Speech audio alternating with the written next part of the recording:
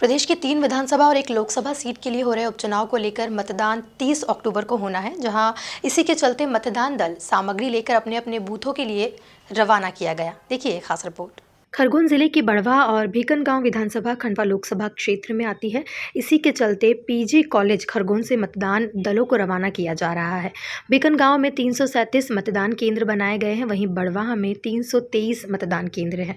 2 विधानसभाओं में होने वाले चुनाव में करीब 4,51,000 से अधिक लोग मतदान करेंगे। उप निर्वाचन में खरगोन जिले के 2 विधानसभा हैं, भीकनगांव और बड़वा।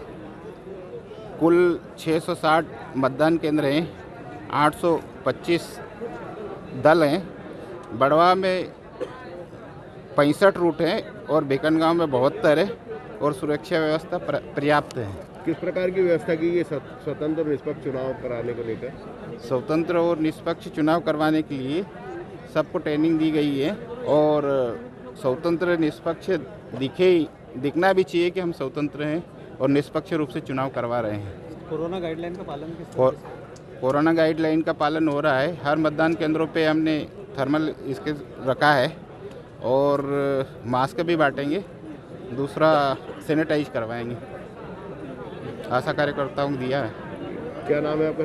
सुमेर सिंह मुजालदा, उप निर्वाचन अधिकारी खरगोन। उपचुनाव को लेकर स्वतंत्र और निष्पक्ष चुनाव कराने किस प्रकार की सुरक्षा व्यवस्था के इंतजाम किए गए? खंडवा उप चुनाव जो हो रहा है लोकसभा, उसमें 30 तारीख को मतदान होना है। आज हमने पूरा पुलिस फोर्स को हम डिप्लॉय कर रहे हैं। मतदान केंद्र 660 बनाए गए हैं, जिसमें 152 क्रिटिकल बूथ्स बनाए गए हैं। इसके लिए हमें 8 कंपनियां जो CAPF की है वो मिली है। इसके अतिरिक्त दूसरे ज़िलों का भी बल आया हुआ है, होमगार्ड्स भी आया हुआ है। करीब 3,500 का बल जो है हमने डिप्लॉय किया है। दो अनुभाग में ये जो चुनाव होने वाले हैं, तो उसमें हमने 89 सेक्टर मोबाइल्स बनाए, जिसमें पर्याप्त बल है। बाहर से कुछ अधिकारीगण भी आए, एक एडिशनल SP स्तर का और 3 DSP स्तर के अधिकारी भी बाहर से आए हुए हैं। तो हमने सभी जगह चाक चौबंद व्यवस्था लगा रखी है। क्रिटिकल मतदान केंद्रों पे पैरामिलिट्री फोर्स भी वहाँ पे उपस्थित रहेगा। वीडियोग्राफी भी की जा रही है। जो गाइडलाइंस है उसे 50% पोलिंग बूथ्स में वीडियोग्राफी रहेगा और जो क्रिटिकल बूथ्स है वहाँ भी रहेंगे और माइक्रो ऑब्जर्वर भी वहाँ पे तैनात रहेंगे। सर, ये कोरोना गाइडलाइन का पालन? कोरोना गाइडलाइन का 100% पालन होगा। जितना भी बल लगाया जा रहा है ये फुली वैक्सीनेटेड है। इसके अतिरिक्त हमने इनको एक किट भी दिया है, मेडिकल किट, जो किसी भी आकस्मिक स्थिति बनती है तो तत्काल ही उनको एक बेसिक जो दवाएँ हैं प्रेस्क्रिप्शन के साथ उनको प्रोवाइड कराया गया है। अति संवेदनशील होगा? सिर्फ एक सनावा थाना क्षेत्र में, एक बड़ौद में हमने एक वलेबल एरिया है जहाँ पे 2 पोलिंग बूथ को इस तरह से संवेदनशील माना, वहाँ पे भी पर्याप्त हमने सुरक्षा व्यवस्था बना रखा है। खंडवा जिले के 1080 केंद्रों के लिए नहलदा स्थित शासकीय नवीन आदर्श महाविद्यालय से सामग्री वितरण किया गया। संसदीय क्षेत्र में 2367 मतदान केंद्र और 544 सहायक मतदान केंद्रों सहित 2911 मतदान केंद्र हैं, जहां कुल 19,59,436 मतदाता प्रत्याशियों के भाग्य का फैसला करेंगे।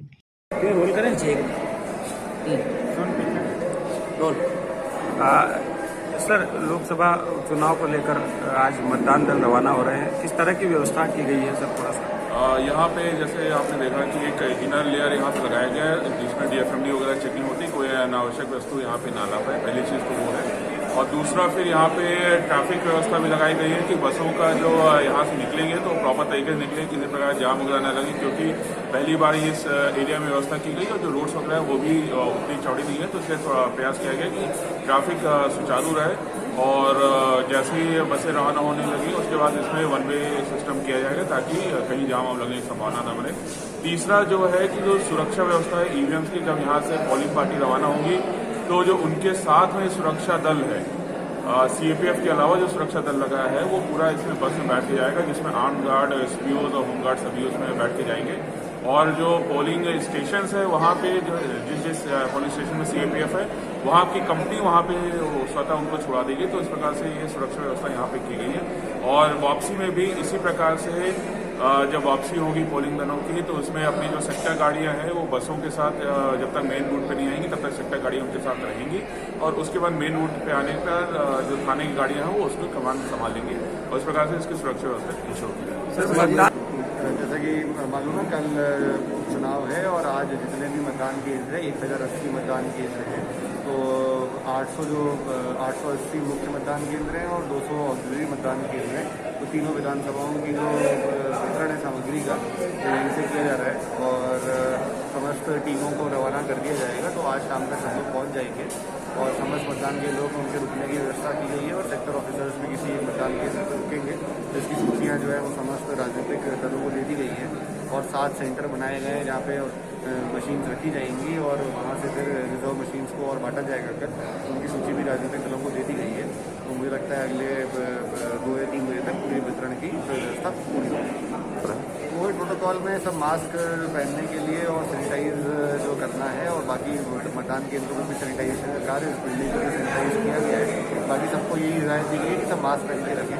कोई मास्क पहन के सब कोई भी पालन नहीं किया करेंगे चल रहा है उसमें सब लगातार अनाउंसमेंट किया जा रहा है हो जाएगा। बाकी वैक्सीनेशन सबका डबल वैक्सीनेशन हो चुका है और जितने भी जो है कर्मचारी हैं जिनका वैक्सीनेशन हो चुका है उन्हीं की ड्यूटी लगेगी। अलीराजपुर के कॉलेज ग्राउंड में सामग्री वितरण किया गया जिसमें 3000 कर्मचारी निर्वाचन में लगाए गए हैं। बसों के माध्यम से कर्मचारी सामग्री लेकर अपने पोलिंग स्थल पर पहुंचे। जोबट विधानसभा में 417 पोलिंग बूथों पर कर्मचारी सामग्री के साथ पहुंचे। 59 संवेदनशील क्षेत्रों में 4 पुलिस बल अतिरिक्त शस्त्र सेना बल के साथ उपस्थित रहेंगे। इस तरह 2500 पुलिस जवानों का बल विधानसभा में तैनात रहेगा। अलीराजपुर जिले के कलेक्टर मनोज पुष्प और पुलिस अधीक्षक मनोज सिंह के द्वारा पूरी व्यवस्था का निरीक्षण किया जा रहा है। सेक्टर ऑफिसर अपने जो निर्धारित समय पर यहाँ उपस्थित नहीं हुए थे जिसके कारण उनके दल को रिपोर्टिंग मिली और उनको सामग्री लेने के कारण विलम्ब हो रहा है तो उनको निलंबित किया। कुल मिलाकर देखा जाए तो मतदान को लेकर तैयारियां अब पूरी हो चुकी है, जहां अब 30 अक्टूबर को सूरज की पहली किरण के साथ मतदान का सिलसिला शुरू हो जाएगा। Bureau report MP news.